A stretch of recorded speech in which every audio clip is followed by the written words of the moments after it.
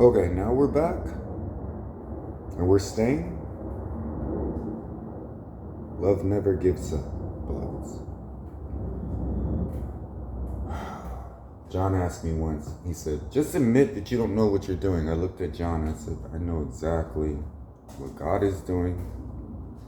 And I'm staring at you,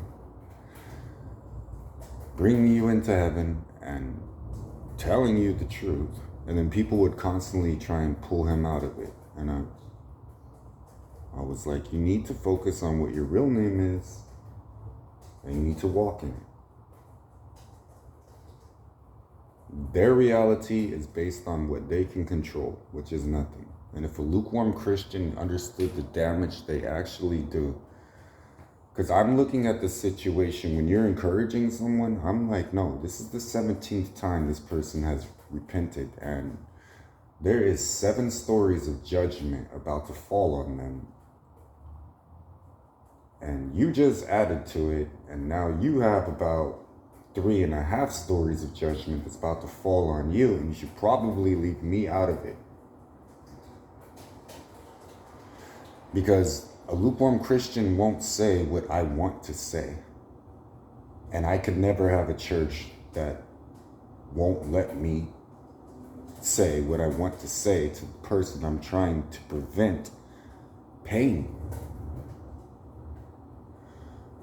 And it's frustrated me to the point,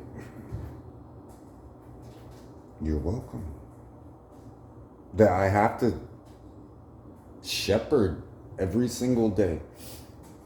And the first thing I would say is, yes, I don't look as dignified as I want to. I admit that to myself. I admit I don't live in delusion. I admit that a lot of things happened to me.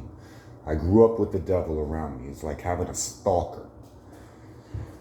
And somebody told me once that Satan loved you. Like, why won't you talk? And I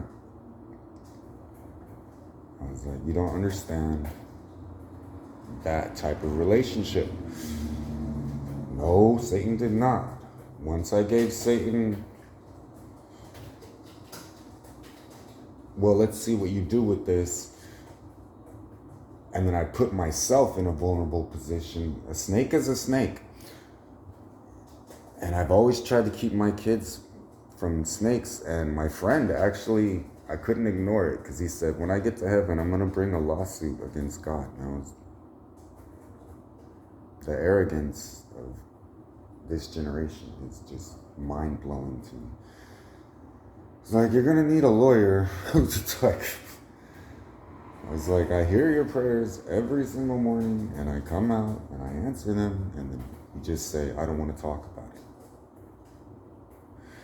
So the effed up situation that I got into, my wife made vows to God and then looked at me as the enemy when I was the voice of God for her. Like she could get around it or something. And I was like, are you gonna insult us like all the time, or is it just this one time? Like, I kept doing so much for her and just walking her in a circle. Okay, are we moving forward now? No? Okay. And then she wasn't receiving the benefits. You're welcome. It was fun. I'm back on my coffee.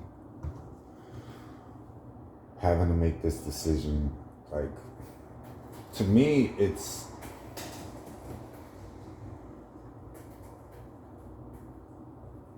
a painting and a picture of what your relationship with Jesus actually is, and how I feel that the pastor won't tell you when I'm staring at your life and just the plans I have for you. It's in Jeremiah, right? Like, everybody can quote the scripture to me, living it. Yeah, being betrayed. If I did it intelligently from just the natural man standpoint, Anybody that spoke to me, I would just be like, don't speak. I don't believe anything that you say. You'll promise me this, it won't happen, so let's just skip through it and just leave me alone and I'll be fine. But then I hear prayers all the time. Remember, I'm your high priest. So I'm hearing prayers all the time, and I'm hearing people upset about this and upset about that.